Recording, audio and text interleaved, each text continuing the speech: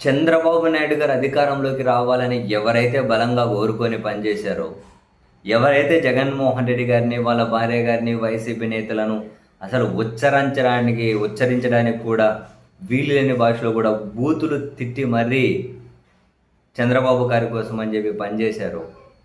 వీళ్ళల్లో చాలామంది ఇప్పుడు వీళ్ళ అధికారంలోకి వచ్చిన మొదటి 2 సంవత్సరాల్లోనే బాధితుల జాబితాలో చేరిపోతూ ఉన్నారు. మనం చూస్తూ ఉన్నాం. ఇదే కూటమి పార్టీలకు సంబంధించిన కరుడుగట్టిన కార్యకర్తలు అనబడే వాళ్ళే ఇప్పుడు వీళ్ళ మీద ఎంత వ్యతిరేకంగా ఉన్నారో, ఎంత ఎంత దారుణంగా హింసకు కేసులకు గురవుతున్నామని చెప్పి రోజు కొన్ని పోస్టులు కామెంట్లు చూస్తూనే ఉన్నాం. ఈ జాబితాలో ఇప్పుడు ఇంకో వ్యక్తి చేరిపోయారు. ఎవరంటేనా ఐటీడీపీ కార్యదర్శి అట, బేతమాల మణిరత్నం అట, ఆలియస్ మంచోడు మణి అనే పేరుతో ఐటీడీపీలో పనిచేస్తూ ఉంటారట. ఏం పేరు? మంచోడు మణి అనే పేరుతో.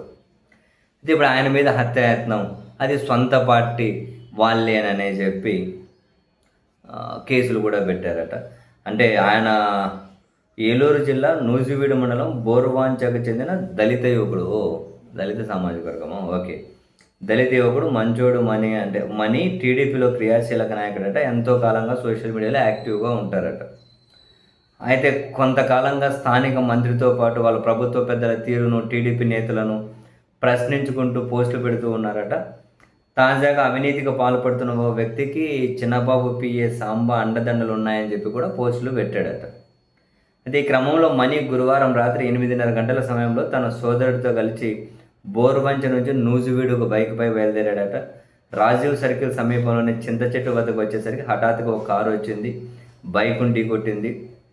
వీళ్ళ మణి పైన దుండగులు కత్తులు, ఇనపరాలతో దాడి చేసి వారిపై తప్పించుకునే క్రమంలో పరిగెత్తుతుంటే మళ్ళీ కారుతో ఢీకొట్టి మణి కాళ్ళపై నుంచి కారు పోనిచ్చారట.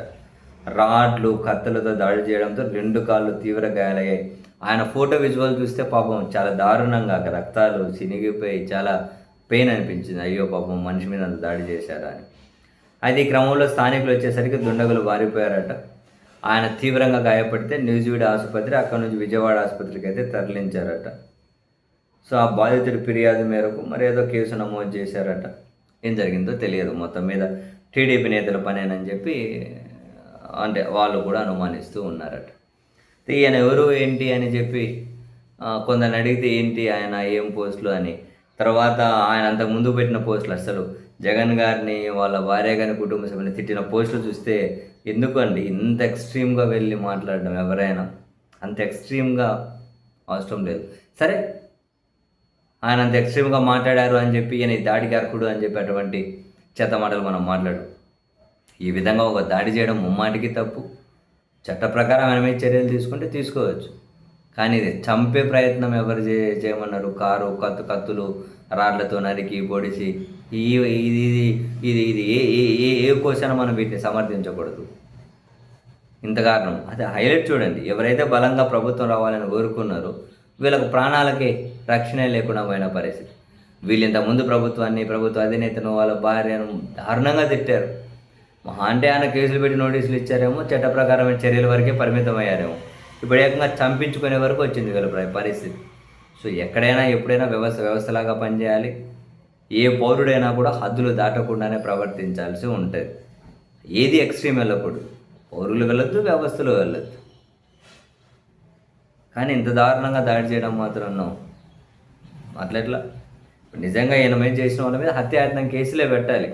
మరి పోలీసులు పెట్టారా, చర్యలు తీసుకుంటారా అన్నది $1,000,000 ప్రశ్న.